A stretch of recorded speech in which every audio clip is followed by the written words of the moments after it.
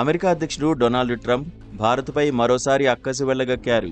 ఇప్పటికే భారీ పన్నులతో భారత ఎగుమతులను దెబ్బకొట్టిన ట్రంప్ తాజాగా అమెరికాలో ఉద్యోగం చేయాలనుకునే భారతీయులకు గట్టి షాక్ ఇచ్చారు. H-1B వీసా దరఖాస్తు రుసుమును భారీగా పెంచేశారు. H-1B వీసా వార్షిక రుసుమును $1,00,000గా నిర్ణయిస్తూ కార్యనిర్వాహక ఉత్తర్వుపై ట్రంప్ సంతకం చేశారు. ఇక మీదట అమెరికా వేదికగా పనిచేస్తున్న కంపెనీలు విదేశీ నిపుణులను నియమించుకునేందుకు జారీ చేసే ఒక్కొక్క వీసాపై ఏడాదికి $1,00,000 చెల్లించాల్సుంటుందని స్పష్టం చేశారు.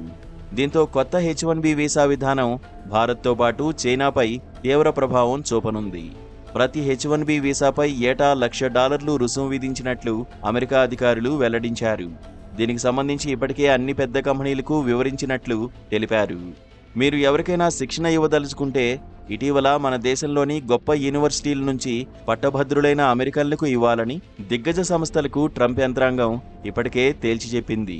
మన ఉద్యోగాలను కొల్లగొడుతున్న వారిని ఇతర దేశాల నుంచి తీసుకురావడం ఆపాలని స్పష్టం చేశారు. ఈ నిర్ణయానికి టెక్నాలజీ రంగం మద్దతిస్తుందని ట్రంప్ పేర్కొన్నారు. ఈ నిర్ణయంతో వారు చాలా సంతోషిస్తారని తెలిపారు. అయితే ట్రంప్ నిర్ణయంపై దిగ్గజ టెక్ కంపెనీలైన యాపిల్, గూగుల్, మెటా ఇంతవరకు స్పందించలేదు.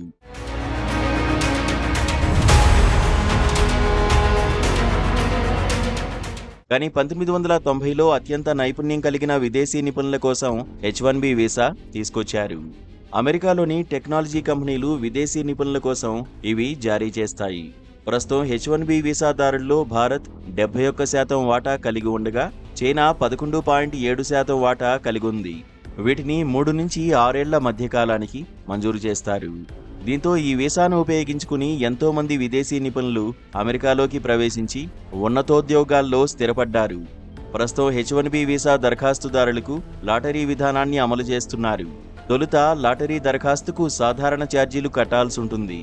లాటరీలో ఎంపికైతే అదనపు ఛార్జీలు చెల్లించాలి. చాలా సందర్భాల్లో కంపెనీలే వీసా ఛార్జీలను భరిస్తాయి. తాజాగా ట్రంప్ తీసుకున్న నిర్ణయం అమెరికా కంపెనీలకు పెనుభారంగా మారనుంది. అమెరికా ఏటా 85,000 వీసాలను లాటరీ విధానం ద్వారా జారీ చేస్తుంది. మరోవైపు గోల్డ్ కార్డును సైతం ట్రంప్ ప్రకటించారు. దీనికి $10 లక్షలుగా నిర్ణయించారు. దీని ద్వారా అమెరికాకు $100 బిలియన్ సమకూరే అవకాశముందని ట్రంప్ వెల్లడించారు. పన్నుల తగ్గింపు, అభివృద్ధి ప్రాజెక్టులకు, రుణాల చెల్లింపులకు గోల్డ్ కార్డ్ నిధులు వినియోగించనున్నట్లు పేర్కొన్నారు. మరోవైపు ట్రంప్ నిర్ణయం అమెరికాలో ఉద్యోగం చేద్దామని కలలు కంటున్న భారతీయుల ఆశలపై నీళ్లు చల్లింది.